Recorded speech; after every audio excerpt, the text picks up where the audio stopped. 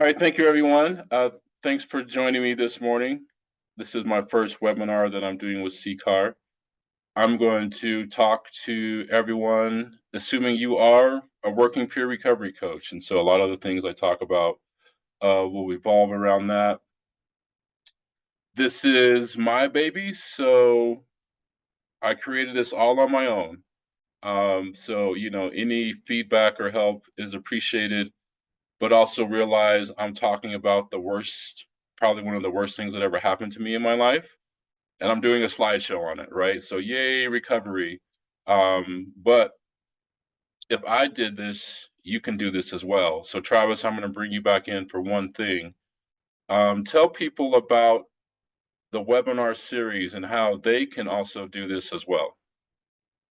Yeah, and it's funny you say that because our pal Ed here is going to be doing a webinar with us in a few months. So, if you are a facilitator, if you're a recovery coach professional facilitator, you've gone through that process and you have a passion, something that really sets you on fire, a way to connect recoveries to certain services, or it's a pathway of recovery that you're really excited about, get in touch with me. This information is really important when it comes to building those bridges for the people we serve. So I will put my email in the chat. You're welcome to reach out to me at any time. Let's chat. Let's talk about your ideas. I'd love to work with you. Thanks for that, Victor. I appreciate All right, thank you, Travis. So,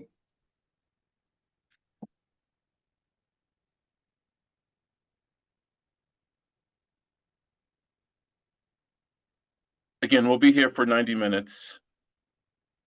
I encourage folks to participate, stretch yourselves in terms of if you a person who asks a lot of questions, maybe make some room for someone else, or if you're someone who's normally quiet, this is a chance for you to speak up. As the group gets larger, we may ask you to, use a raise hand feature versus a coming off mute. So if you're familiar with Zoom, you can go to the bottom of the screen, you hit react, and then there's a feature that allows you to raise your hand. You can also use the chat, and then Travis will be monitoring the chat, and he can also bring things to my attention as well.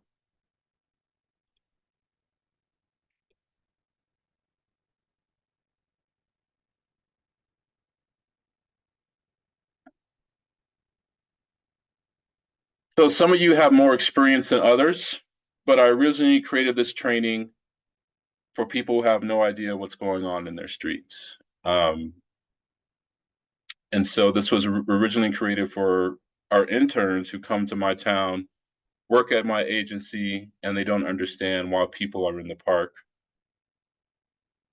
And again, this is going to be coming from the peer support professional perspective. As you know, with CCAR and staying strengths based, we look at we don't look at what is wrong with people, but we look at what is right with them. So even in the most flawed person, there are some strengths that they may not know, or maybe some strengths that we can highlight. So just carry that idea with you when you're working with someone, when you're working with any human being, really. This is where we're headed today. We'll spend a little bit of time on each category. I'll try not to spend too much time on definitions and data, but knowing the numbers is also important as well.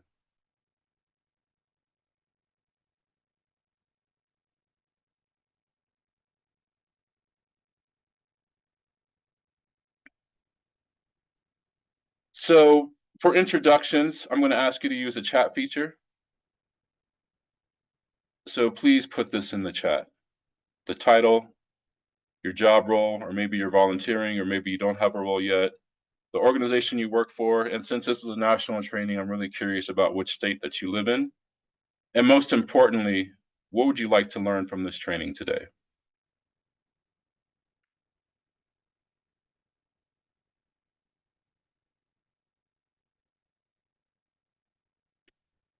So I'm just going to view the chat, see where folks are at.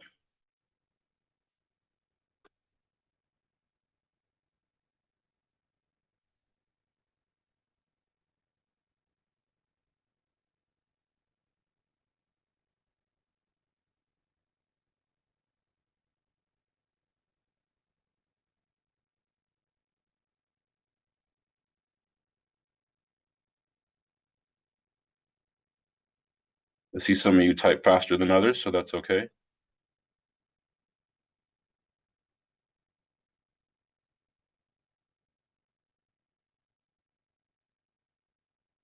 Colorado win the house, Victor. Yeah, I did invite some Colorado folks, so hopefully, but also I see if you have some East folk, East Coast representation, which is also good. We have a recovery cafe in Longmont, so it's interesting, Pete, that you're also at a recovery cafe out there. It's good.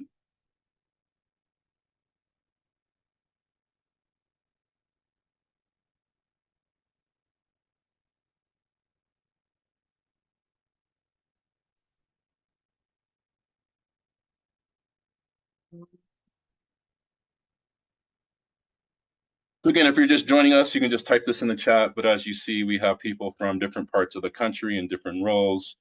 And remember, we're all here to learn and to be curious. There's things that you can teach me, and there's things also I can also share with you. So this is just a little bit about myself. We're all in recovery from something, and CCAR has a wonderful opportunity to host these things.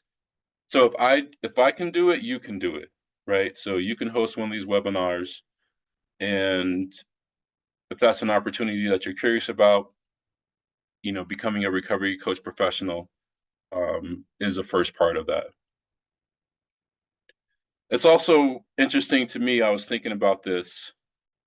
I've been able to do all these things, as a single father. So just going to work is not enough, right? So there are things that you can do in your community to be more involved, and it's not just running a recovery meeting for someone else, but there's really ways to engage in your community in different ways, and it can look different for everyone. But it also doesn't have to be that you run a recovery group after hours for people. Maybe you go to city council meetings.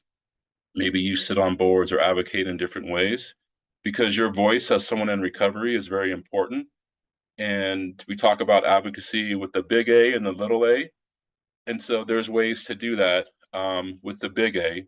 And that's some of the things that I've been able to do in my life.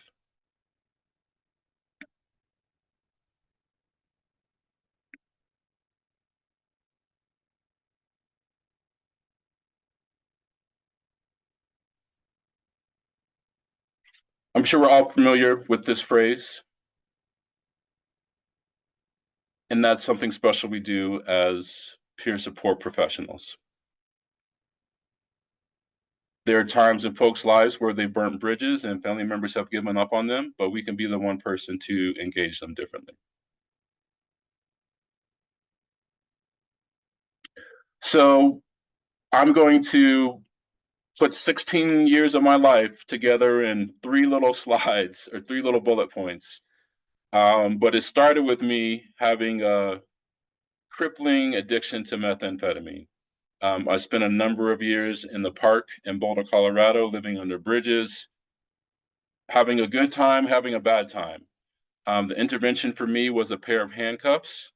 And through that process, I engaged in services at our county jail. And again, recovery is a choice. I could have gone to jail and simply watched The Price is Right or some other things. But I said, let me take responsibility for my actions and enter in some classes. So if you know about JBBS, jail-based behavioral services, it's a great opportunity for someone who is incarcerated to actually start the recovery within your local jail system.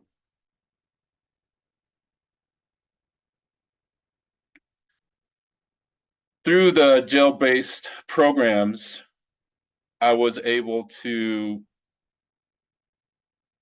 I applied for the peer job while I was still in jail, and they said, when you get out, come back in a year. And so I did come back in a year, and I started doing the peer training classes. I was able to engage with the court system. My son was in foster care at the time.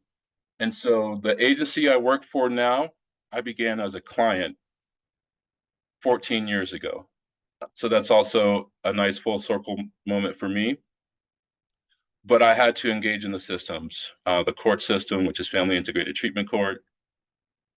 Through that process, I was able to enter a process of stabilization. And there are some resources in my county that I was able to use. So housing stabilization services actually paid my rent. They were able to contact my family in Texas that I hadn't spoke for from years. And then we have a great program in Boulder, which is called Family Self-Sufficiency, which allowed me to basically have housing for 5 years while I was able to continue to work. Through that process, I was in this program called Affordable Home Ownership for 3 years. For some people, they say, I'm going to go back to college or I'm going to do this thing. But I just decided to work as a peer and just continue along that pathway. So I've been working as a peer for over 10 years. In my last 4 years, I've been able to work as a peer manager. But through that process, I was able to finally become a homeowner. So at some point, someone believed in me when I was sitting in jail, sitting on an application that says, hey, this looks great. Come back to us in a year. Engaging in the opportunities available in my area also were able to inspire hope on me. And so I was able to transition from someone who was living in the park to someone who now owns their own home. So I just want to share, that journey of recovery that I've been on myself.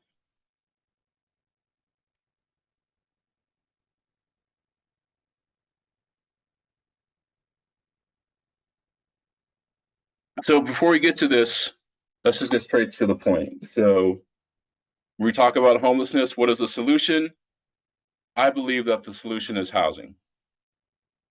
So we can end this, Travis. We can send everyone home. It's over. You got the magic answer. But it's not that easy. So we talk about multiple pillars of support, and this is also needed when you're supporting someone to try to move them towards housing. Collaboration is a key part of this.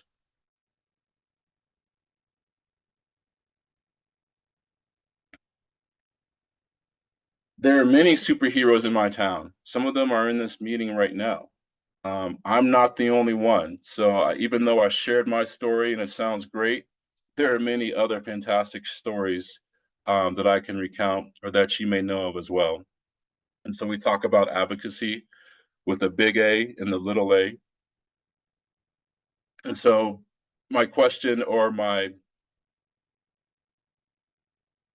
guess my message to you is, are you doing things outside of your work to make change in your community? Are you posting on social media? Are you joining some of these groups or organizations or work groups? They have their opioid abatement councils and other things as well, where people can actually sit in a room and give advice to legislators and other folks as well. Maybe you're working with a specific grant program. So you can also advocate within your agency as well. So just know that there are multiple pathways for you as well to work outside of your role and also expand your influence with your lived experience.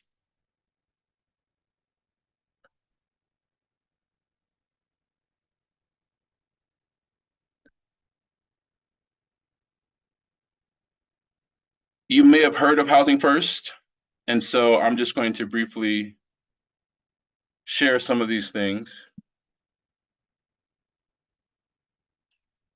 These are some of the things that are necessary or that allow Housing First to work.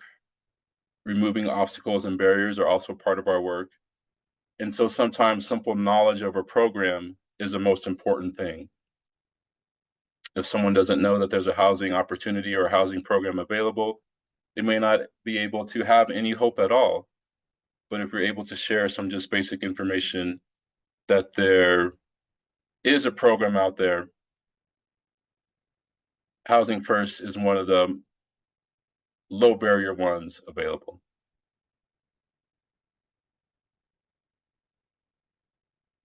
There's also a lot of issues with PSH, and you may hear the police are always going there, or we don't want this in our part of town because it's going to attract folks, or I don't want to live there because there's too much drama going on. So there are definitely some growing pains, as I will say, before we're able to, maybe in 5 years, this will look differently as they realize people need support in multiple areas. So housing is one part of that, but then they still need some sort of support in other areas of their life. And we'll talk about some of those areas specifically too. I'm sharing this slide because this is one of the reasons why housing first is so importantly. So if you look at the dark red, those are the numbers for people who have experienced homelessness. Looking at the, I guess that's orange, those are the folks who are not homeless. So for the unhoused community, they're going to have higher rates of these health conditions. I'll just give you a moment to look at these numbers. If you're dealing with some of these health conditions, it's much easier to treat if you have housing versus you're living under the bridge or you're living in a tent. Some of these conditions can actually get worse if you are unhoused. And as we know, the longer someone goes untreated, the more difficult their recovery is. They can still find help, but it's going to be harder for them if they spent 5 years on the street with cirrhosis of the liver or a severe mental health condition that they haven't had medication for.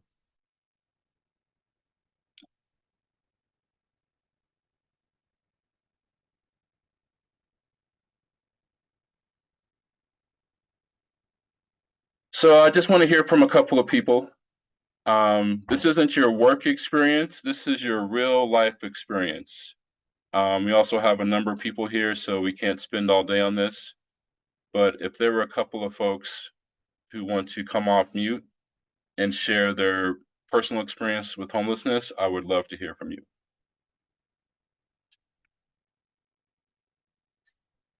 Robert? Absolutely. Thank you, Victor. Happy to be here, man. Yeah, I was actually, my bottom consisted of me being homeless on the streets of Colorado myself. I didn't realize we had that in common as well.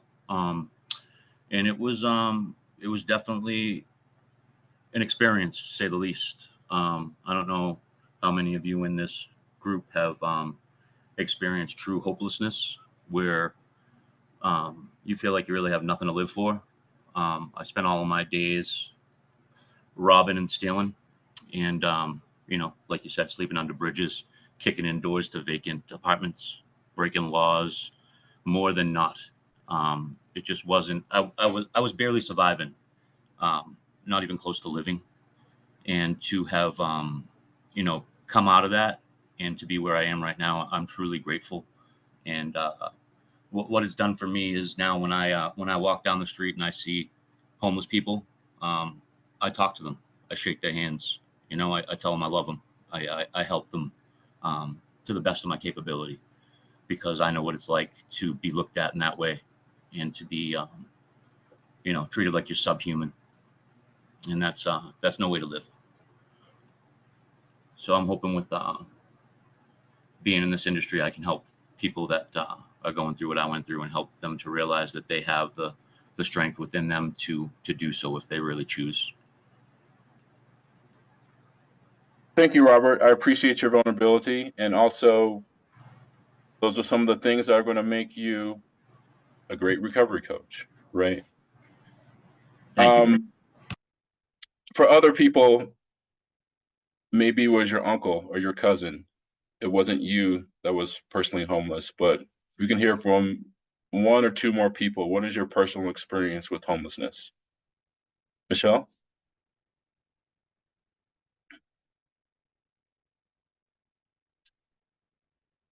Michelle, you're muted. Let's see if we can unmute you there. Okay, Thank go you. ahead, Michelle. Hi, I'm also out of the Boulder area and came out of the homeless crowds. I attended the peer recovery specialist training with Victor, being the lead speaker and stuff. And he's been such an inspiration to me. My own experience was homeless out there between Denver and Boulder for 5 years, substance use disorders, mental health issues. The training has been life-changing for me, and being able to be recognized as someone with value and something to offer to so many people who have lost hope is kind of what I've grown passionate about. Trying to make myself better a little bit more every day, and every day I learn something new. And this right here, this class, this invite is great. I love what you're doing, Victor, and keep it going.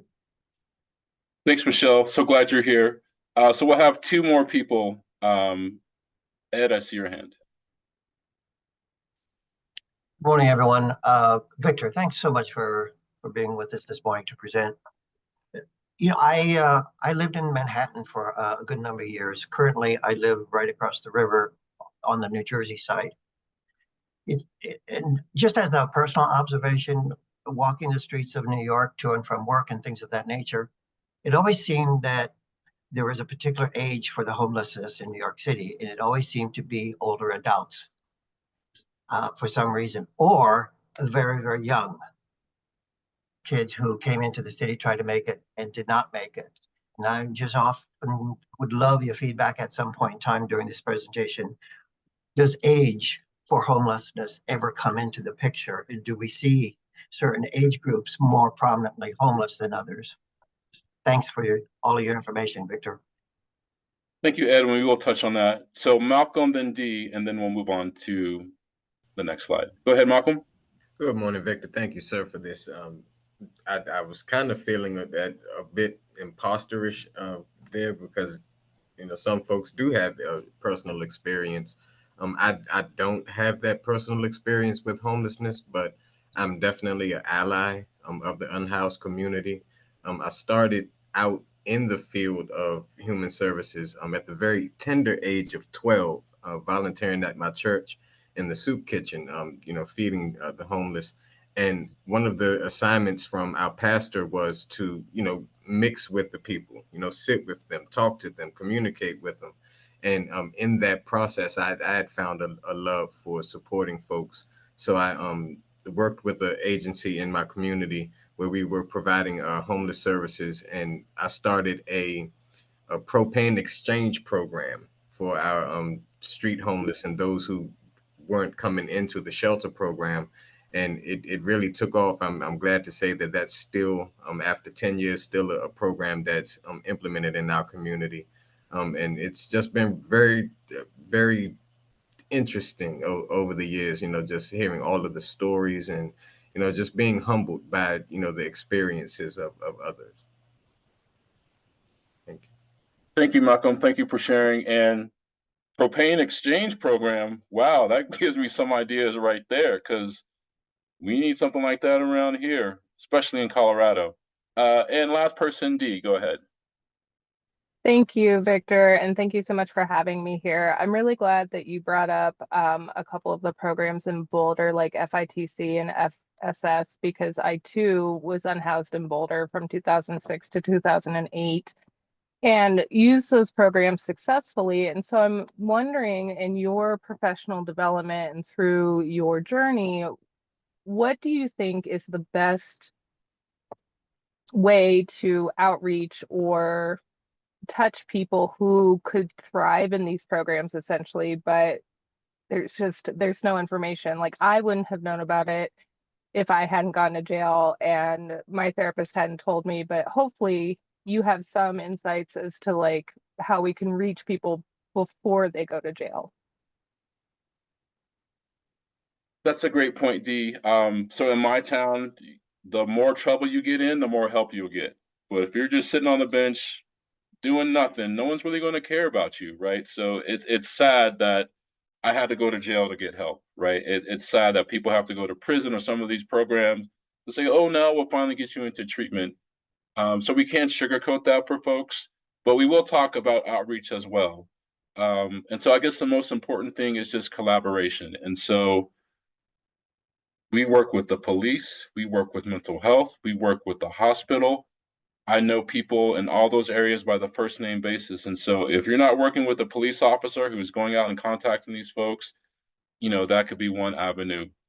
If your hospital is turning people away or not trying to get them out of beds as soon as possible, that can be another thing as well. And we've seen peers work in the emergency room and other areas, or literally inside the jails as well. So just being able to expand the scope of our services and not waiting for people to simply walk through the door is also important. So we'll talk about that a little bit later.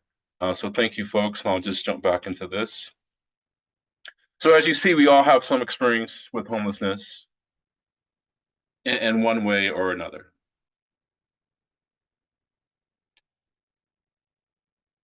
So Travis, if you could share in the chat those definitions or that packet and give folks a chance to download that. Just dropped it in there for you. So again, I don't want to spend a lot of time on data, but it's important just to recognize some things. And so we talk about HUD, Housing and Urban Development, the government organization who the umbrella of these services falls under. Just here are some of their definitions.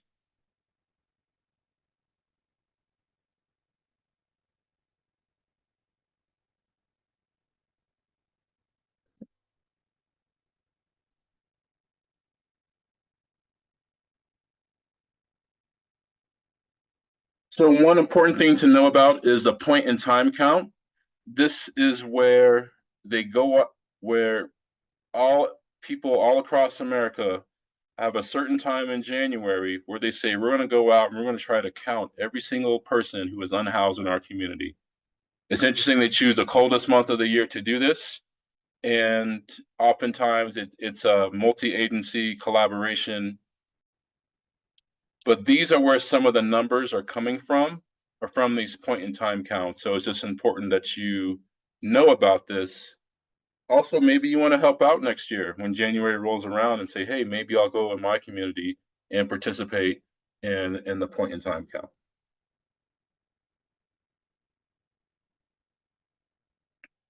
We've talked about permanent supportive housing.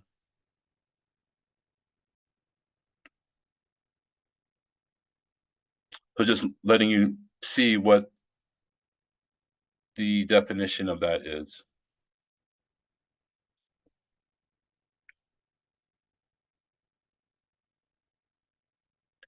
Thinking about your community, you may already have this service available.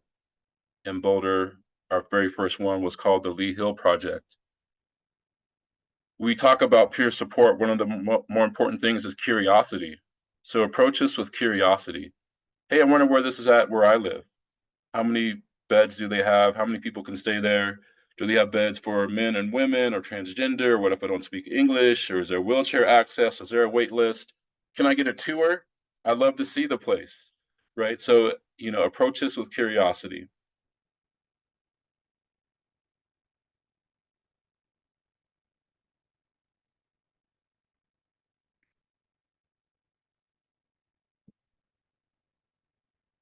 So there's some more definitions in those handouts. There's a lot of terms, vernacular, acronyms that are used in this that can also be confusing to folks. And it can also be intimidating of, I don't know what this means. I'm not sure what this is. And for the people that you're working with, being able to simplify some of these things is also important because they may not realize that the system is working regardless of what they're doing.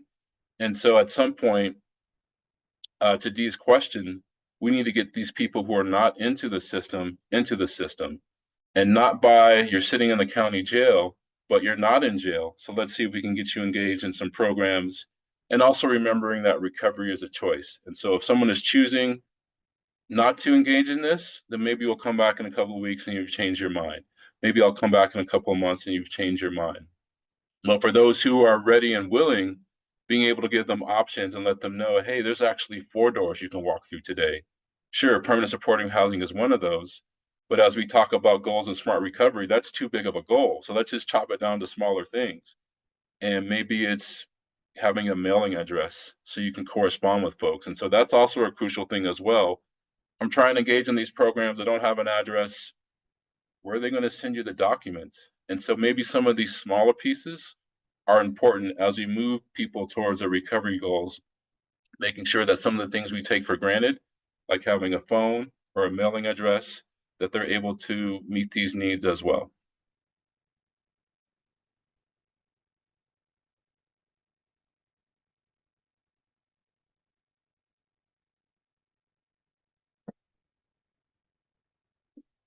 So here's some other numbers from you. These are from 2020.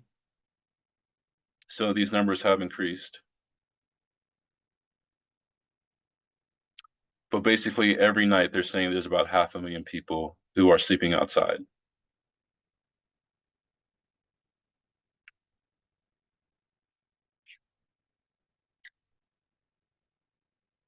I know we talked about the experience in New York City, and New York City has different policies where they try to get more people indoors. And other states, there's not a lot of beds available. They're not trying to get everyone in, or maybe folks are saying, "Hey, I don't feel safe in that shelter. I'm not going to go there. I can't bring my dog. I can't be with my partner." So realize not every person who is unhoused is actually staying in a shelter for a number of reasons. There could be folks that choose to sleep in their cars. There could be folks that choose to say, I'm gonna sleep on my grandma's couch. I'm gonna sleep in my uncle's basement. And there are folks who, with a lot of resilience, simply live outside.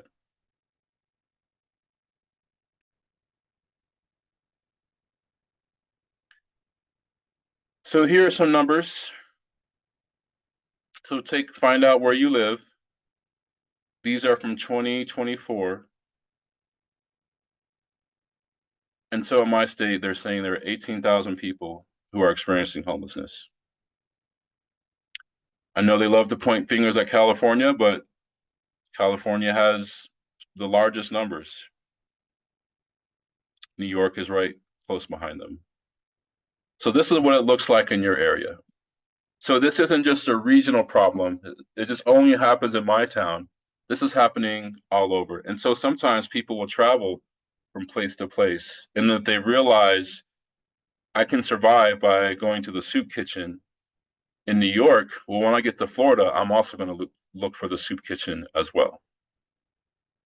And so folks are also using their skills to navigate some of these systems as well.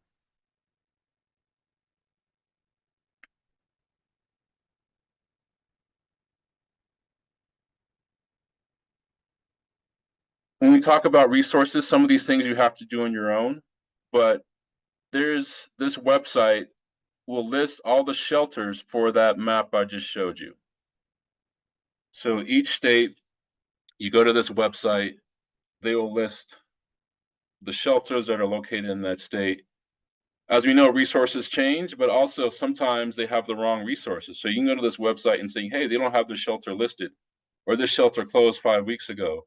So we talk about making proper referrals. So just make sure you stay curious about the resources, but also this is not the only way to find these things out. Sometimes you literally have to go out in your community and knock on doors and saying, hey, is this shelter still operating? Sending an email is not going to get the job done. You literally have to go out there and see what is available. And this is from this homeless shelter directory. So there are a number of resources out there. So people are able to survive. When we talk about peer support, we're not talking about basic needs. So we want to make sure people get their basic needs met, but peer support is not simply giving someone a sandwich and saying we're done. As we know, peer support is talking to them while they're eating a sandwich, asking why do you come here? Where are you going to go? Is there anything in your life that you need help with in regards to your recovery versus just handing out sandwiches?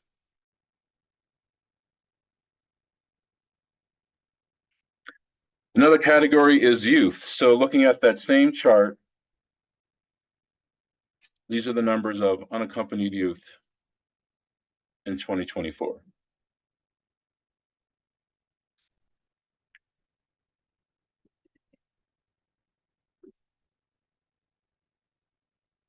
Now let's look at families with children.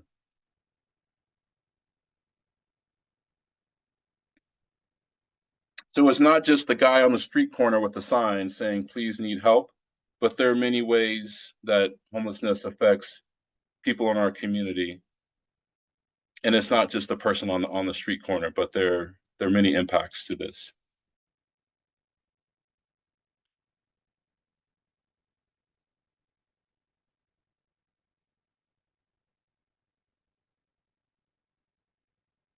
There's also a lot of factors around homelessness that affects more people than others. Ed, yes, I see your hand. Just a quick question. Victor, with the numbers that we're looking at, or the first set of numbers, and now we're looking at young adults underage as well as families, is the original numbers that we first looked at including these others as well, or is these separate numbers from the original? No, these are including those numbers, and then we're breaking down those numbers into other categories. Excellent. Thank you. I appreciate it.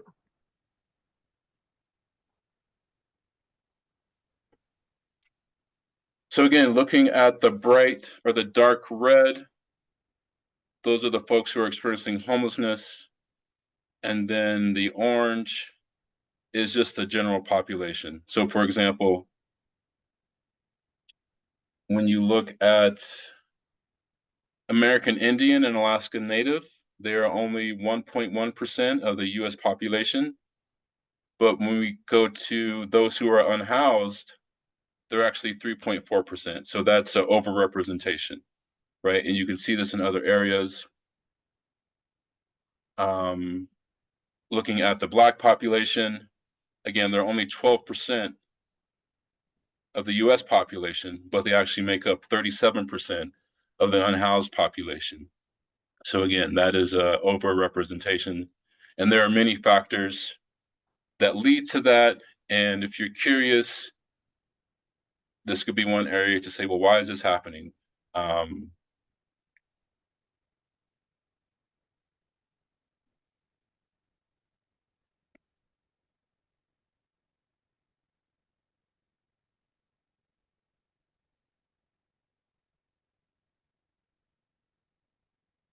So each area in where you live will have different hotspots. This is a map of Boulder, and these are some of the hotspots that we have here in town. There's not just one area where you live, there are actually multiple areas where people are surviving out there. So you may say everyone goes to the soup kitchen and that's where they all are at. But in reality, they're in other areas of your town where maybe they want to be left alone, or maybe they don't want to stay next to the soup kitchen because there's too much police contact.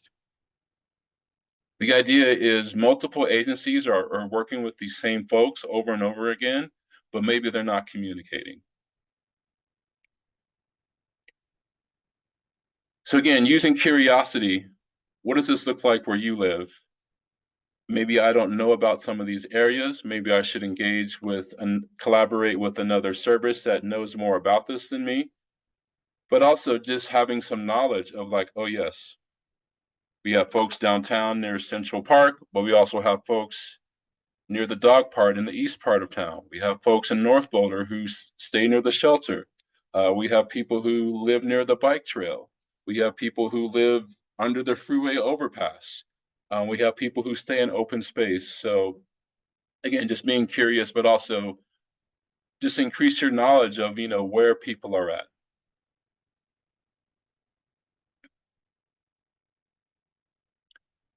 Again, this is another example of what's happening in Boulder. So you'll see on the left side, we have the Civic Park, and there's a system in our town where citizens can make complaints about homelessness.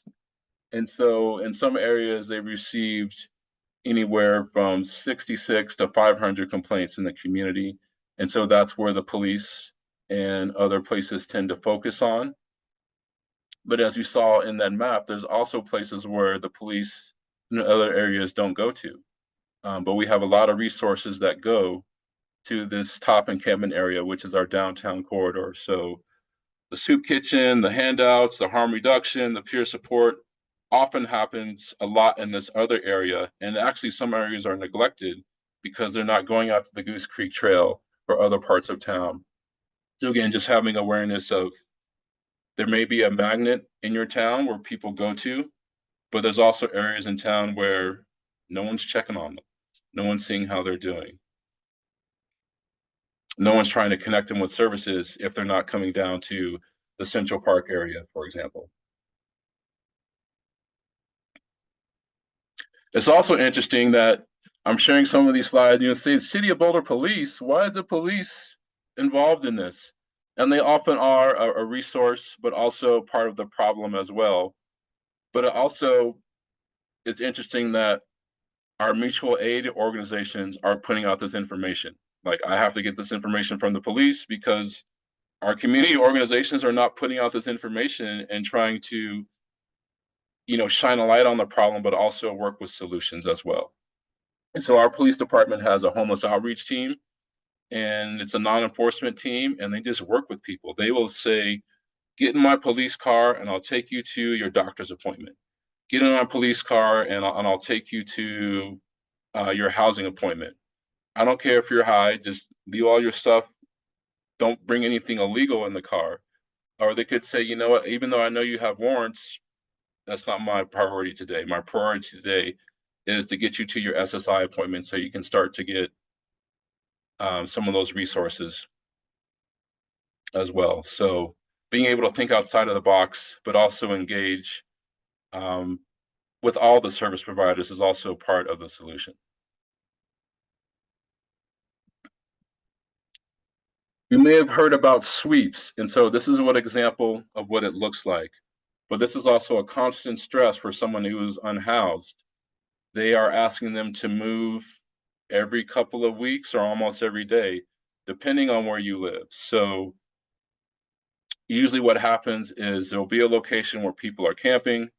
They'll post some kind of notice that say, hey, you need to get out of this area. They'll come back and literally remove the items from this area. Hopefully people are given enough warning to pack up their stuff and leave. They'll clean up the area and they'll post a sign that says no one is allowed to come in this area for a couple of weeks. And so when you hear about homeless sweeps, it's really a system that each city has. And it's also an interesting use of resources to play this cat and mouse game. You're going to tell me I'm going to need to move out of this area today and not come back in a couple of days? That's fine. I'll just go over here. Now that I moved across the street, now you're telling me to move again. And so there's spending millions of dollars to enforce these sweeps. And again, is this the best use of resources? And with that curiosity, how is this affecting someone that you are trying to work with? Does this increase hope or does this decrease hope? And so sometimes people have skills looking at what's right with them. Man, you have a great skill. You actually have a mobile camp. You're able to move 5 times a month. And how are you able to do that, right? And so that's someone displaying a strength, but also, you know, what are some of the, how is this affecting them in other ways? And if you're advocating in your area, back to the big A and the little a, is this the best use of resources as well?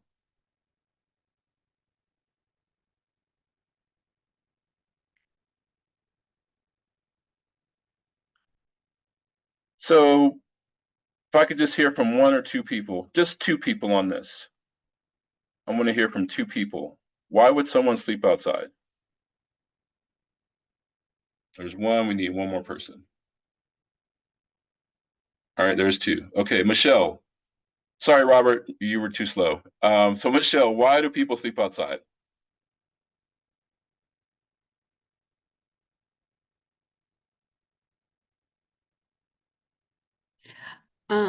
I know that my reason for sleeping outside was I thought I had no other alternatives. I think I was outside for approximately 3.5 years before some really harsh stuff happened to me, life on the streets, and I decided to pull my head out and chase the resources. We don't always get that information, but I've found since coming out of my shell, opening up into the peer recovery specialist, that you don't necessarily have to be out of there, but you do have to kind of be able to advocate for yourself, and you need to get that information. I slept out there because I felt like, and I've actually got 3 grown kids at the time I went homeless. It was about not wanting to be a burden on anybody else, and you do still have pride. Just because you're out there doesn't mean that you've lost all uh, all sense of having any kind of conscious of what you look like once you're out there. I was in a different way. I went out there from a bad divorce. It wasn't incarceration or nothing. I've never spent a night in jail. So I'm not the traditional person, but yeah. Thank you, Michelle. You said some important things. So it was a bad divorce, and I didn't want to be a burden on someone else. So I slept outside. And then once you're outside, then all these other things happen, right? So thank you for sharing that, Michelle. And Dee, why do people sleep outside? From my own personal experience and after working with a large unhoused population at a methadone clinic, it was because they couldn't take substances into the shelters with them. And that's speaking from my own personal experience as well, as I would much rather have my substances on me than have to worry about somebody taking my things or taking, my belongings. So there's just a large contributing factor of not having a harm reduction approach, as well as, the inability to keep people's personal belongings safe or locked up. Thank you, Dee. And there, again, every person has a different reason, but you can't bring a bottle of wine into the shelter, right? Or you can't continue to use, and some folks do that and they sneak in and they get kicked out or something happens. But there are a lot of rules that some shelters have, and it's almost there are many consequences to breaking those rules. And so they say, I don't want to deal with all these rules. I can't bring my dog. I can't bring more than one bag. I have to check in all my weapons and stuff, the things that keep me safe, I need to check in. I can't bring in my prescription medications because they're not in a bottle. They're just in this container. So there are a number of things that can present obstacles. They have bed bugs. It smells. This person snores. And so again, if you haven't been to the shelter in your area, set up a tour, call them up and saying, hey, I'm a peer support professional. I work in this area. I work with people. Can you set me up with a tour? And if they're unwilling to do that, then I would even have more questions. What do you mean I can't come in? Do I have to volunteer? I'm trying to help people out here. And so literally get in the door and see what it looks like. You may be surprised, some ways in good and some ways in bad, but you're gonna tell someone, hey, go to the shelter, they'll give you food and you can sleep there, but you've never been there yourself. You may want to go there so you know what to prepare people for, versus just saying, oh, they'll take care of you, I'm sure it's great. In reality, they have a totally different experience. And again, they're not going to trust you if you're just sending them someplace that you've never been before, and you're unable to give them sort of that warm handoff.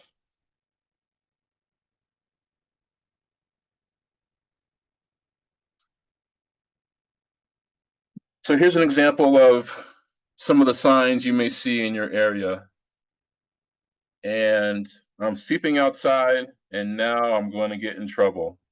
What a great system we have, right? And so if I don't want to go to the shelter, I'm going to have to face consequences. And so sometimes the people that you're working with are dealing with these consequences. It's interesting, someone brought up the propane tanks, right? And it's just like right there on the sign. Like, what do you mean I can't stay warm? Well, you're going to cause a fire and it's very dangerous for you, and yada, yada, yada, versus, well, we actually exchange the propane tanks because we realize people need to stay warm. So that's just interesting that was brought up earlier. There's also a reality of there's not enough beds for everyone. I talked about New York, and they have this system where they have lots of shelters and things like that, or even California tried that. But what we see here in blue is the number of people that have been turned away. So on some nights, they've turned away 10, 15, 20 people. And those things will continue because there's been a lot of staffing cuts as well. But you'll also notice October, January, December, November. Those are some of the coldest months, and those are where you see some of the highest turnaways as well. So again, you say, hey, go to the shelter tonight, they'll take care of you. And they come back and say, actually, I was turned away last night. Why didn't you tell me they would turn me away? Where else am I going to go? So at least if you're working with someone, give them a list of 5 shelters that they can go to. Or maybe if there's only one shelter in your town, know their policy and procedure, know that there's a lottery system. Prepare people for the worst. If you're going to give them a proper referral, you're going to send them up there, but also realize, well, if you get turned away, these are some other options for you. Because these turnaways happen at 5, 6 o'clock at night. You're already off work. It's already getting dark and they're not sure where to go. So again, if they're turned away, I'm just going to sleep outside. It's also going to erode their trust in the system when they go to a place that's supposed to help them and they get turned away. We talked about how important hope is. So some of these things are actually will diminish the hope that people have.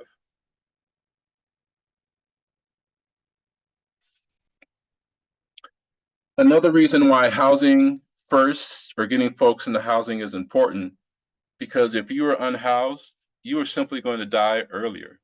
So what we're looking at is life expectancy. How long will the average person live? So in North America, it's around 77 years. But if you are unhoused, it's around 50 years. And let me tell you, I have seen this personally myself. Also, if you've been unhoused for a longer time and you have untreated health conditions, you finally get housed at age 48, but you've been homeless for 10 years, you may die in your first 2 years of housing because you never treated your high blood pressure. You never treated your cardiovascular disease. You never went to a doctor in the last 5 years and you didn't know that you had a cancer or things as well. So that's also a sad factor, that someone does get housing. They don't live to 77. They actually will maybe only live a couple of years because all these untreated conditions that happen when they're homelessness finally catch up to them. Oh, I'm finally able to sit down and relax and go to doctor's appointments. And that's just also something that I've noticed as well.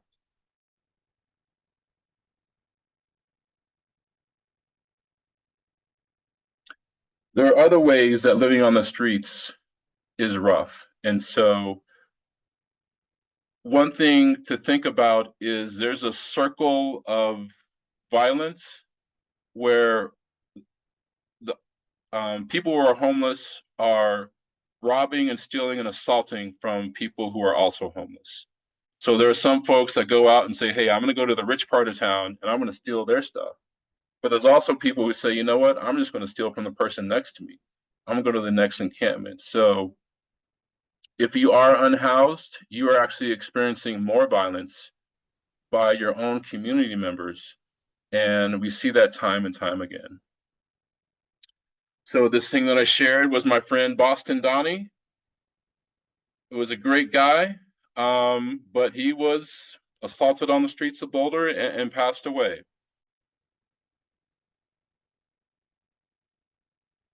I'm sharing this not to shock you, but to also educate you about the experiences that people have, why people give up hope, why someone may choose to sleep in their car versus going to a shelter, but also how it's harder to reach people if they've been victimized, traumatized, and struggle to trust people.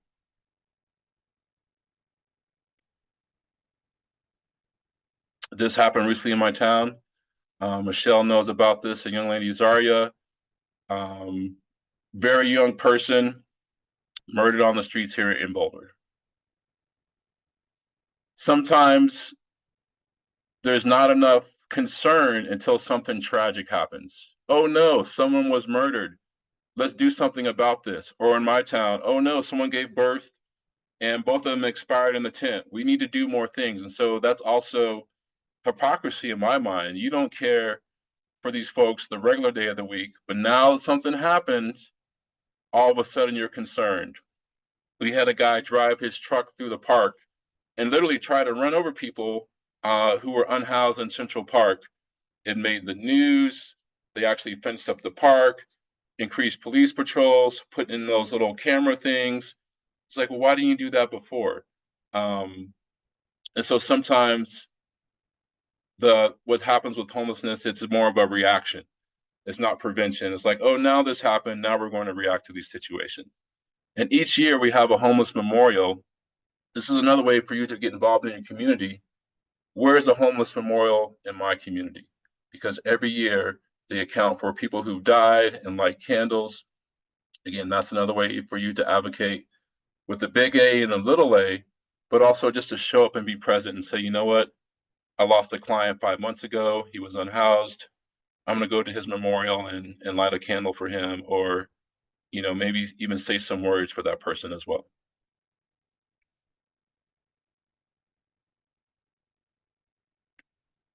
I mentioned before, it's not the person standing on the street corner holding a sign. So just realize, as you saw in some of that numbers, there's not a look for homelessness. It's not someone with a backpack, or there are things on a stick like the old railroad guy in the 30s or the 40s. It could be the person who's literally made your coffee today, the person who's bringing your food but is also sleeping in their car. So just avoid some of those stereotypes when we think about homelessness.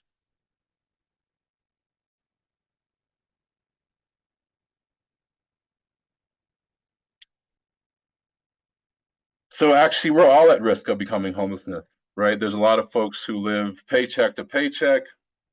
If you don't have $1,000 in your bank account, maybe you're at risk of becoming homeless, right?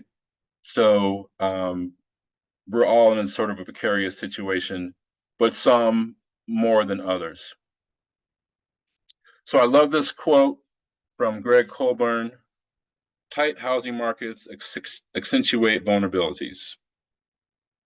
So let's say there was an $800 apartment in your city that came on the market, and it was a great place, 2,000 square feet, balcony, had pool access.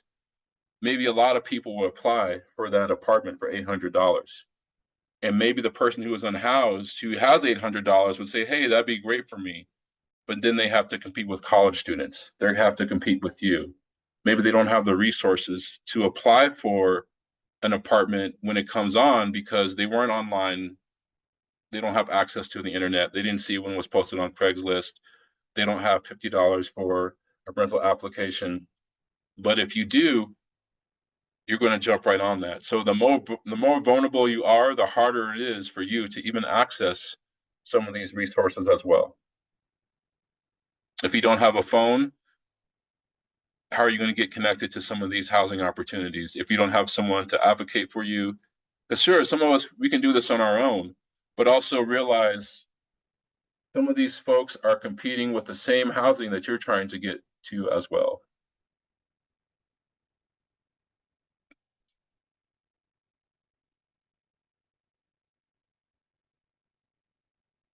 Evictions are also part of this.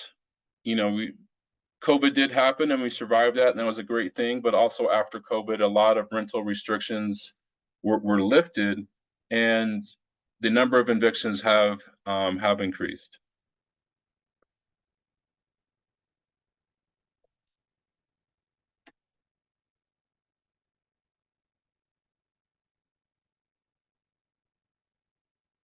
When you age out of foster care, that can also be a pathway that causes people to enter into homelessness. There have been a lot of strides with veteran homelessness, but it is still an issue. And unfortunately, folks who are veterans are at a higher risk as well.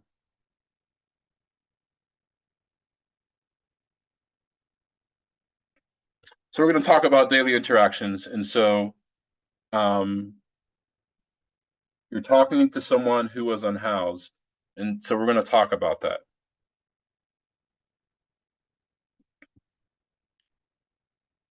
It's not about being politically correct, but just use person first language. So instead of saying the homeless, say a person who is homeless. You don't have to say unhoused. You can say a person who is unhoused. So avoiding the stigma and labels and just saying that's a person who lives on the streets, a person who lives in their car, a person who goes to the shelter, and avoiding using that term, the homeless. Also, when you get off of work, that doesn't mean that you stop being a role model in recovery.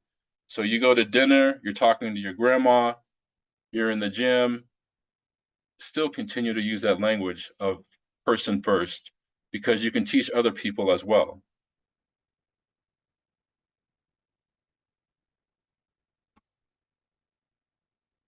So this last statement, if you are talking to someone in the unhoused community, don't say, how's it going? Because now you've opened up the Pandora's box to, they're going to tell you everything that's happened in the last 5 years, right? And maybe you don't have time for that, or maybe you don't want them to re-traumatize themselves by asking the question, hey, how's it going? So as you're familiar with CCAR, what would be most helpful today? How can I help with your recovery today? So again, focus on the present, not putting any judgments, putting those judgments aside and saying, instead of how's it going, how can I help you right now? What do you need right now? Because maybe it's not recovery. Maybe it's not treatment. Maybe it's, hey, I need to know where to get a pair of socks and a couple of sandwiches.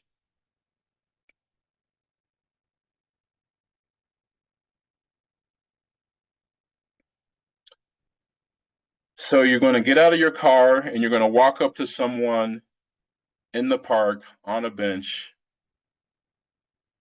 What's the best way to do that? So let me hear from some people who haven't heard from today. You're walking up to someone. What's a trauma-informed way to approach someone who is homeless sitting in your community? What would you do? We can just hear from 2 people. We need one more person.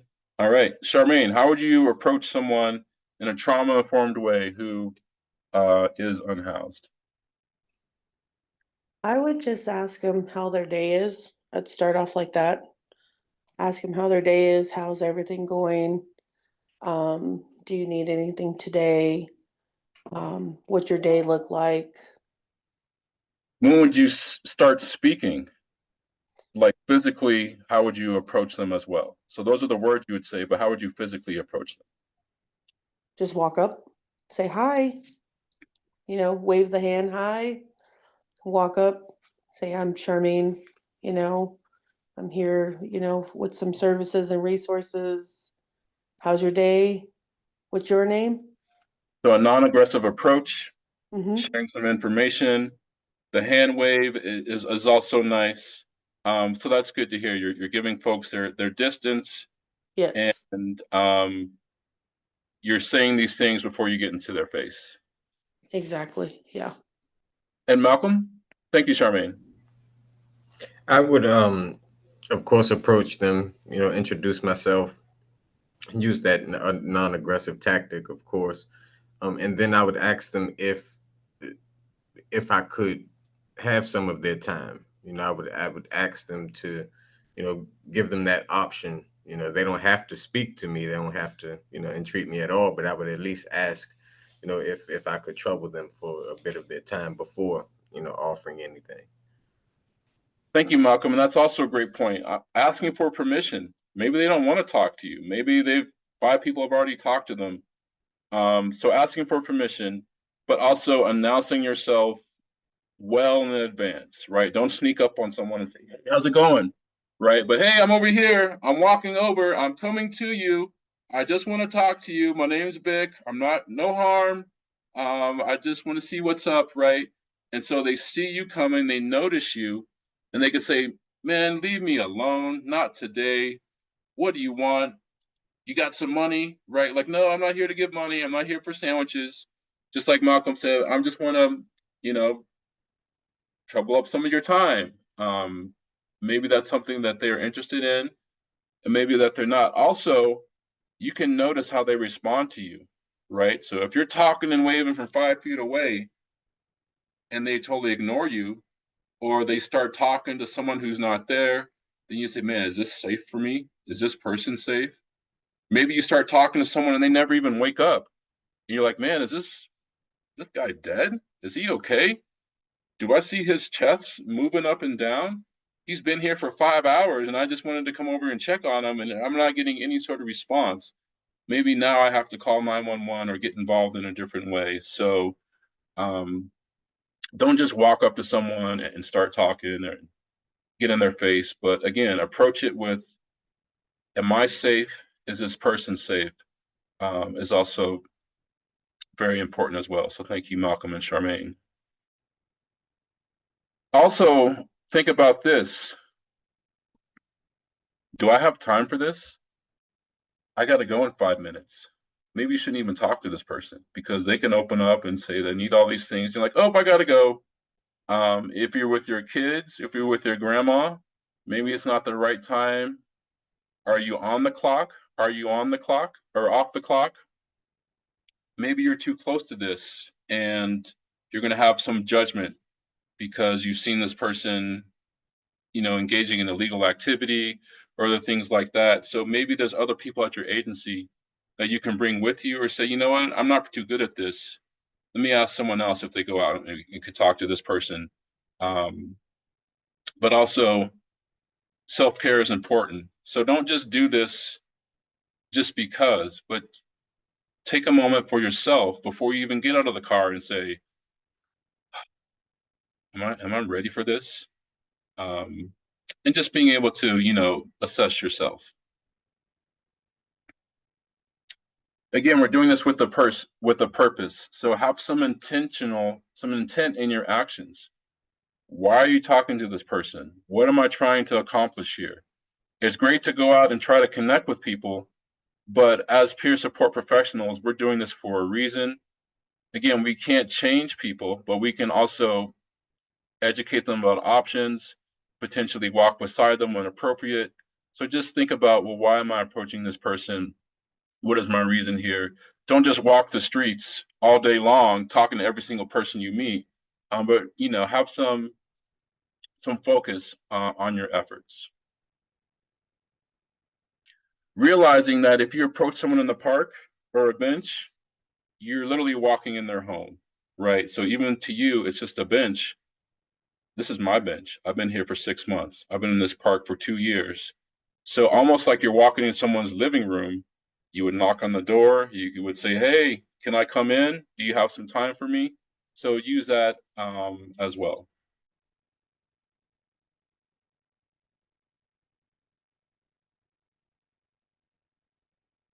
Keeping your safety and their safety in mind is important. And so every community has a non-emergency dispatch.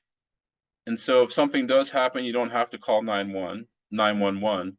You can just call dispatch and say, I'm not sure what to do here. This gentleman's been lying on the ground for the last 4 hours. He's breathing, but I just want someone else to check on him. Versus you calling 911, now you have an ambulance, a police car, a fire truck show up, and it could cause a big scene and make things worse. Or maybe someone's having a mental health issue and you're saying, hey, is there a crisis response team?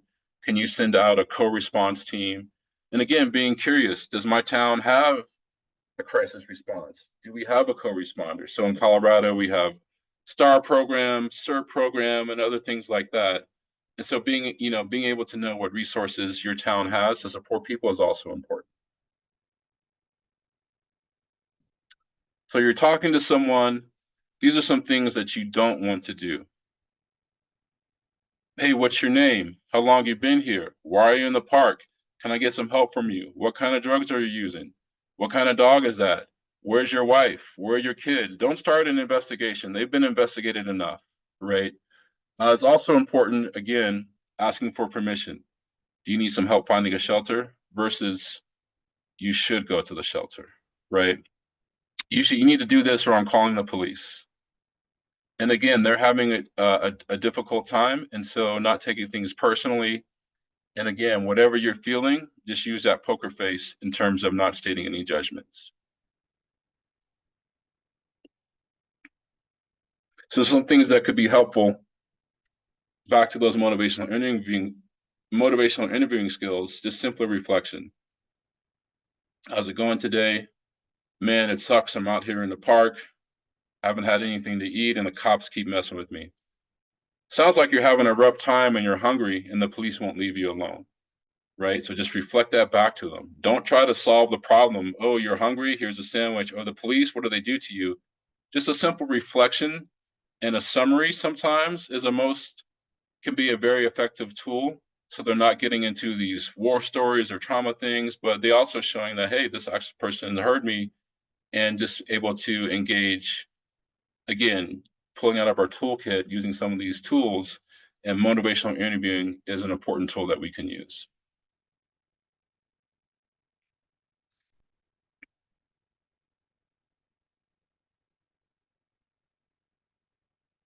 So sometimes we say the client should be talking 70% of the time, and we should only be talking 30% of the time. So even when we work with someone in peer support, we want them to lead the conversation, right? So these are some things that can help you if you're talking to someone who is unhoused in the community.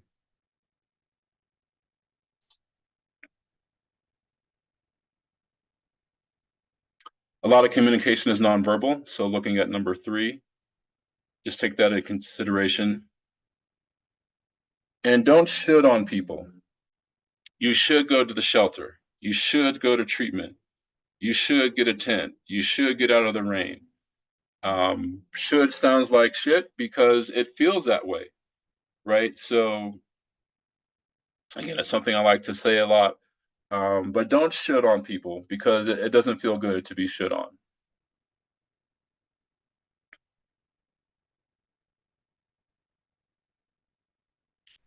You can wash your hands. It's okay. Oftentimes, people who are unhoused feel dehumanized. No one's talking to me. No one's looking me in the eye. No one's willing to shake my hand. So say your name, put your hand out there. You can wash it later. And again, you don't really need to know their name. You can just say, hey, I'm Vic. I'm out here. How's it going? Can I chat with you for a minute? How can I help you with your recovery today?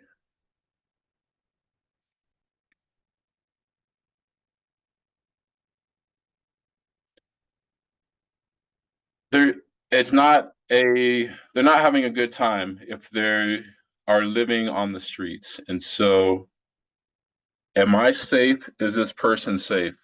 Again, self-care is important for us. And so make sure that things can change. You can sit down on a bench and 2 minutes later, something happens and you're not aware of that. You didn't realize the person they were fighting with 5 minutes ago showed up from now, or maybe their mood has changed, or maybe now they're passing out and they're actually overdosing right in front of you, and you're like, whoa, are you sleepy? Or now they're laying on the floor, right? So always assess, am I safe? Is this person safe?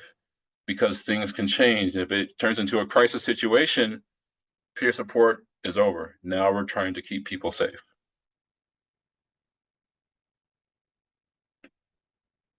If someone is yelling and screaming, if someone is very upset, these are some other things to consider.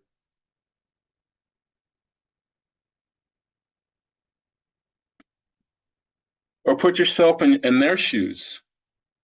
What if they said you can't have breakfast today because you need to go to the dentist's office? You can't have dinner today. We need to take you to this housing appointment. You haven't had a meal in 3 days, but we're going to sit down here and fill out this paperwork. And so sometimes people aren't in situations where they can really engage with things.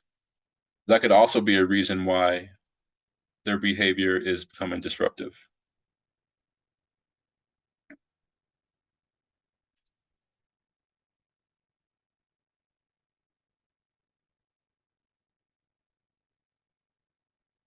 So just talking about culture, there is a community with folks who are experiencing homelessness. There's a great community of helping each other, but also there's things happening that you may not understand because maybe you've never been there before, or it's been a while since you've been out in those streets. And so one of the nice things about being unhoused is you have no responsibilities, there's no rules, and so they may do some things that conflict with the way that you think about certain things.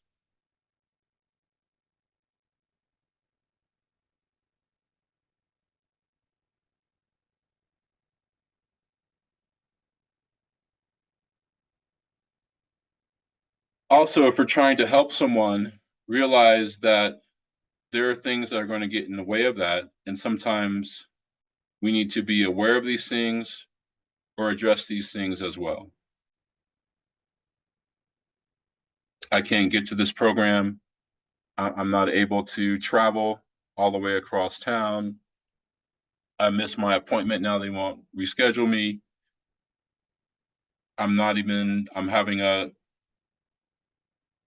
panic attack every time I do this. I don't have, my wheelchair isn't operating correctly. So again, if they have less resources, it's going to be harder for folks to access services as well. So we talked about some real life scenarios, but we're going to talk about the community resources. So it'd be nice if I can give you a list and say, hey, these are all the things that are available in your area, but you need to get out and do the work. So again, use a curiosity. Visit places in person. What has changed? Can I get a tour? Can I see what it looks like? Think about if your grandmother, your favorite grandmother, needed a place to find a meal, you wouldn't just send Granny down to the food bank and say good luck. You would set everything in place for your grandmother to get the best meal possible for free. But also, don't put this on other people. When you're walking up to someone, have a menu of choices. Hey, these are the 5 areas where you can get food. These are the 2 places where you can get clothes. Or maybe you can say, hey, there's only one place in town that will give you a new suit for your job interview. I know you don't like that place, but just go there and get your suit, and then we can move on to the next thing. So again, preparing people for success, but realizing, for example, some people say go to 211 or 311. I went there, it was so out of date, I was shocked, right? So don't just say, oh, go to 211, you'll find everything you need. Like, no, give people multiple choices, but also make sure that you are looking at these resources as well yourself. So in Boulder, here's an example of that. So when it comes to shelters, we have more than this, but we have 4 different options for people who want to get help. Sometimes they say there's not enough programs. There are programs, just people have to make a choice. And again, is there a wait list at Haven Ridge? How many beds do they have at Together? What does it take to get into the Bridge House, right? What capacity do these programs have? Don't just send someone to the Bridge House and say they'll take care of you, but know the information about the programs. Is there a wait list? Is there requirements to get in? So you set people up for success. Here's another example of agencies that will help people with food in Boulder. And again, there's not just one place. Colorado Friendship operates on Sunday. Safe Boulder hands out tents and stuff on Wednesdays and other days. Circle of Love, a group of old ladies from the church, operate on Monday and Wednesday. We have Streetscape on Fridays. We have this resource where they will come and give you furniture if you got new housing called Home Ahead. So again, just thinking outside of the box, not sending people just go to the church, they'll take care of you, but realize maybe there's multiple places in your area that are helping people. And again, educating people about these resources is also part of that as well.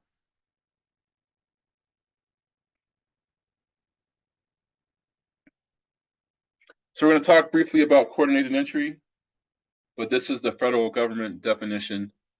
There's a lot of words, a lot of big words in there. But the main takeaway from this is, again, to Dee's question earlier, how can I connect people to resources and things that can change their homelessness status? And again, not everyone wants this, but if it's a choice that someone's making, then we're going to say there's not one door you can walk through, but there's multiple doors that you can. But the first one they need to walk through is coordinated entry, because if they're not in the system, then it's going to be much harder for them to access those resources. So we can't sugarcoat this, but also we can't miss some crucial steps if we're trying to help people. And so coordinated entry is a nationwide system where if you're talking to someone on that park bench saying, hey, how's it going? Have you done coordinated entry? And they say no, you can realize, oh man, you're not even in the system.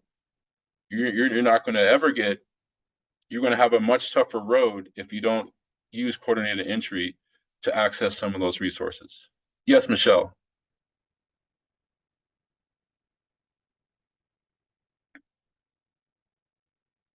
I do want to say that was in part coordinated entry, the initiating factor of me finally getting off the streets. I had to humble myself once I went into the shelter, and I did stay at our local shelter. I've been through the coordinated entry.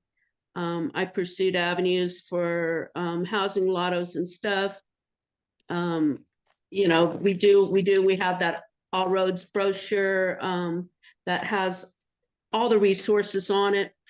We started a community court pilot program, and that's something I'm working on this week, is rebutting this week's article about all the notices around town that are hanging up. It's like, what is the city doing? You know, are they giving us alternatives to shelter if they're forcing people to move?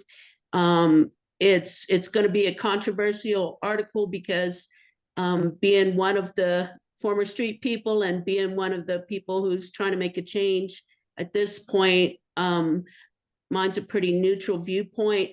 I think Ed had asked about who ends up out there and stuff. And we do have a lot of shelters right now. We've got issue in our town with a licensing problem at our youth shelter. The up and coming trial for the murder of Zariah Hardy, she was 19 years old. She'd been in our youth system. She is an alleged victim of trafficking. Not everybody that's out there put themselves out there. We have to be conscious of the people that we're coming across. And thank you, Michelle. Yeah, sorry. Sorry. Thank you. So like you said earlier, coordinated entry is where it all began for you. And so if you're working with someone and they haven't used a coordinated entry process, that could be a solution focused thing that you can do for them versus giving them a pair of socks or giving them a toothbrush, saying, hey, how can we get you signed up for coordinated entry? And so again, just going to give you an example of this process. But the important thing is, sadly, if you're not in the system, you simply don't exist. So you go to coordinated entry, they talk about how are you doing, they decide if you're okay for this, or maybe we should send you somewhere else. And this is how you can go from living in a tent to living in permanent supportive housing.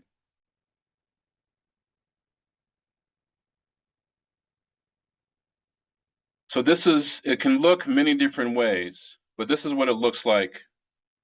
So you go to coordinated entry. So diversion, they could send you to some place that says, well, you're about to get evicted, but this place will help you with your rent.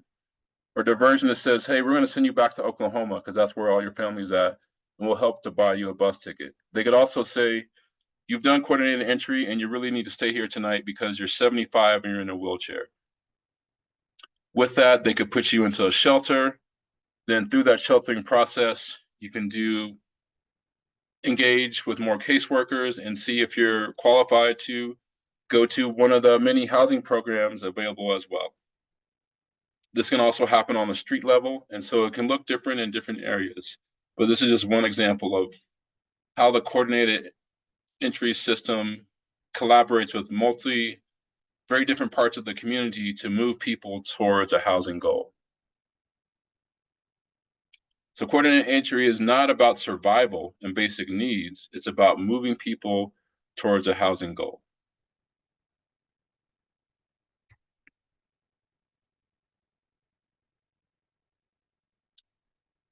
Housing is not the only resource, just like abstinence is not the only version of recovery. And so if you're working with someone, maybe they don't want to do coordinated entry. Maybe they don't want to stop using drugs, but you could say, when's the last time you've been to a doctor?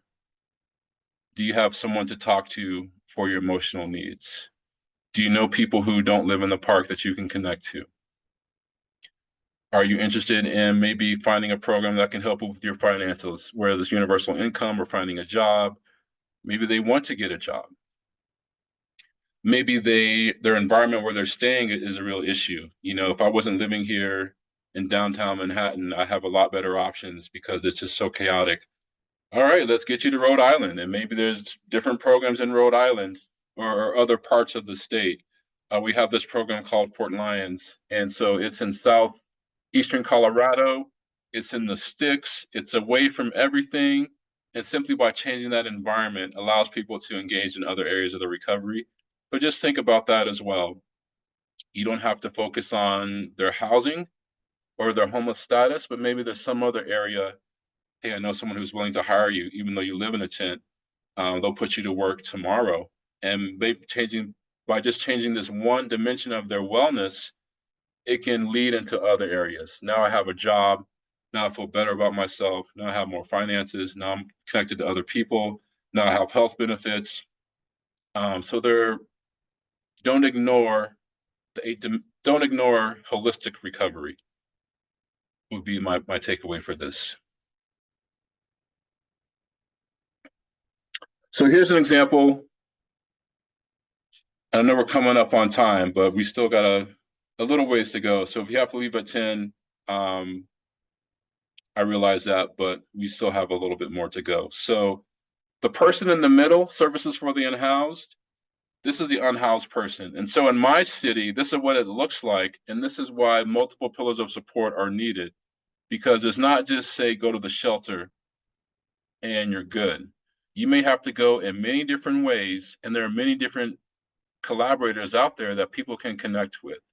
Maybe they need basic needs. Maybe they need housing. Maybe they need detox or withdrawal management. Maybe they need mental health services. If it's a shelter, what kind of shelter?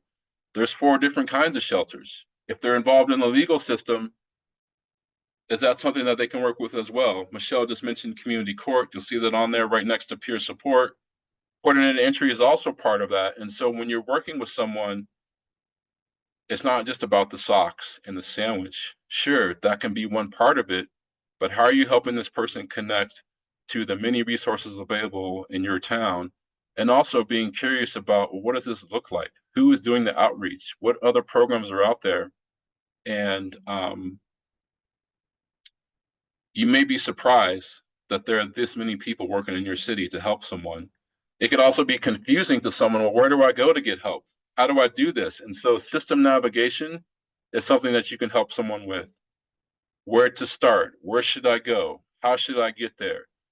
Okay, this is how you navigate the system. I've seen what it's like. You need to go here, and then you go there, and then we can do these other things. So that can also be a way to really support someone in the recovery, helping them navigate the bureaucracy out there that is set up that's providing some of these resources. There are many ways for people to find housing. So we have this coordinated entry system. So people go through coordinated entry, and then they enter into the homeless highway, where there are many different exits. But there's also a lot of programs out there. You may have heard of tiny home villages. You may have heard of safe lots. We have different versions of shelters. For example, in Longmont, we have the in-between program, but in Boulder, we have the ready-to-work program, right? In Longmont, we have a veteran village. They also have the lodge, or they have Hope Boulder, but and then in Boulder, we have the lodge for women and people who identify as transgender. And so again, if you don't know about all these programs, imagine the person who is unhoused. How are they going to know about all these things? How are they going to be able to find a housing exit? And again, if they can't navigate this landscape to either begin or to maintain their own personal recovery. And every day, so we see here in the bottom, there are new programs coming in. And so being aware of like, oh, there's a new shelter in town, or things have changed. And so again, being curious, but staying aware of things as well. So again, I thought about giving up a list of resources and all these things, but I'm not going to do your job for you. So look up the resources yourself. The one tip when you're searching for resources and you're using Google, use this thing minus AI. Artificial intelligence is used in a lot of different areas, and sometimes it's not helpful. So if you're searching for shelters, use this minus AI, and that will avoid a lot of the just garbage that can enter in your search results. And so that's just a small tip. I actually learned about that a couple months ago, and I've been using it for some things. Because if you don't use this, you'll get ads and sponsors and things like that. So that's just something small that you can take away today.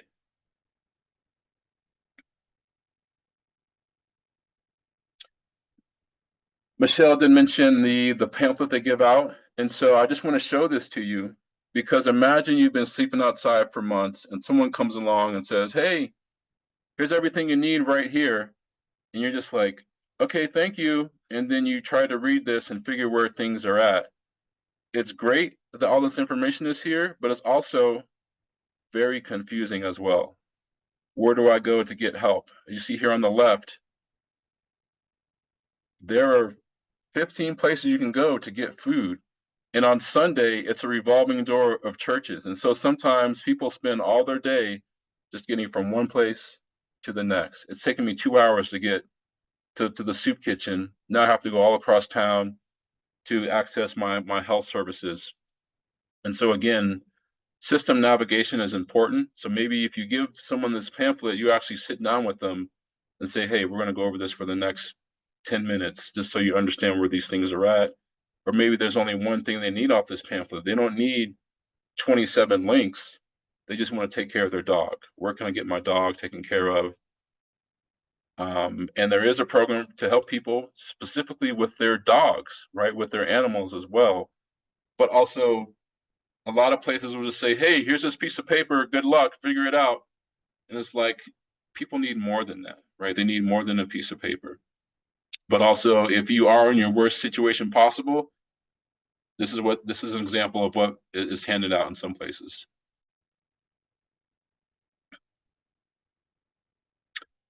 So these are two folks. Their names have been changed, but they were contacted by the police over 50 times. And at one point, the people said, man, you just won't leave me alone. And they're like, no, we're not going to leave you alone, right? And so there are some ways that things can end up. And so we know as peer support professionals, we can't get attached to the outcomes.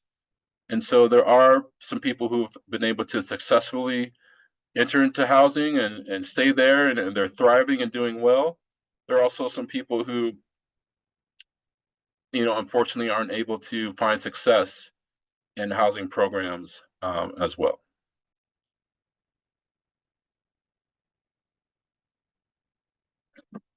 So a few other things to consider is, how is someone going to get to some of these services?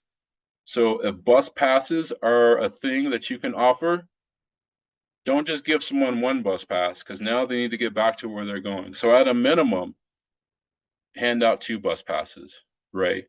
Don't give someone all your bus passes, because you have to share those for other folks, but realize transportation is a huge barrier. In Colorado, we had this great program in Denver where the Lyft Lime scooters were free if you had an EBT card. They're ending that program, but for a while, you can get a free scooter just by using your food stamp card. So just realize, how is someone going to get to this resource? And if you can't give them a ride, and maybe it's not safe for you to give them a ride, is there someone or a resource in this town that will give someone the transportation? It's very stressful for people living outside, dealing with sweeps. And so they're under a constant state of stress, which also puts a lot of anxiety on folks as well. And in 2024, the Supreme Court said, if you sleep outside, it's against the law. So policies and procedures are things to be aware of, but we have a national, it's just shameful that some of these solutions are to say, well, now you're breaking the law because you're choosing to sleep outside. But it went all the way to the Supreme Court, and the Supreme Court said, yep, they're breaking the law. And so those are some of the things that are barriers to what we're trying to do to help people. So in some ways, we'll say, oh, these are the good old days of 2025, where it wasn't so bad, because 5 years from now, things may get worse, right? But in my area, they built these places from the ground up, literally brand new. And so instead of spending millions of dollars in other areas, people said, or investors said, hey, we're going to build these properties and we're going to put people in them. Again, they're not perfect. There are some issues, but this is what's happening in my neck of the woods, where they literally built permanent supportive housing from the ground up, and they pull people from the streets and put them in there.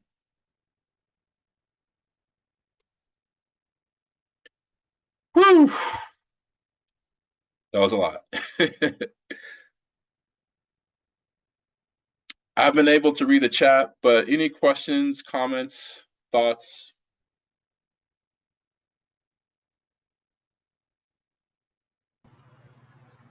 I thought it was great, Victor. Very eye-opening to a lot of things that I didn't know, some things that I lost sight of or maybe repressed. But yeah, this was excellent, man. As always, I appreciate you. I'm going to do my best to look up the resources for the unhoused or whatever I can do to help. Outreach is really interesting me. I think that might be the niche I want to travel down. So I just really appreciate you. Thank you very much. Thank you, Robert. And my email's in the chat. I saw there are some questions maybe I didn't get to, so you can always just send me an email, and I'm willing to talk about some things, offline as well. Awesome. Thank you so much, Victor. I appreciate you. I'll definitely be in touch. Well, thank you, everyone. Any other comments or questions? I know we're over time, but I can stay for a couple more minutes. Thank you, Vic. This was incredibly informative, and I am actually curious, is there a particular AI that you use to find these resources, or is it just a generalized any AI, as long as it's not Google or Edge? I just meant taking AI out of your search results was a main takeaway there. AI has many uses, and so I guess I would leave that up to you, but in some ways, people have used AI to create speeches when they want to advocate.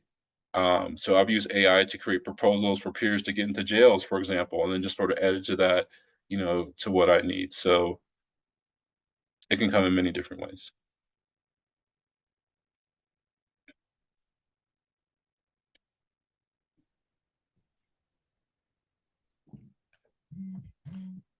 Go ahead, Chris, and then Michelle. Oh, I just wanted to say thank you, Victor. And I remember one thing you told me a long time ago was always like go to the places and meet someone and see how they treat you. And that's been a big help. And just the networking part of it, talking to each other. So thank you. Great presentation. Thank you, Chris. And yeah, go there without your work badge on and, see what it's like. And Michelle. Hi, Victor. I want to thank you for putting this on today. It's been great, and I hope to be included in a mailing list and see you throw some more with some updated information in the future on this. Thank you very much. Thank you, Michelle. I'll make sure to include you. So thank you, everyone, for participating in this today. It's my first time doing something like this. So thanks so much, and just have a good rest of your day.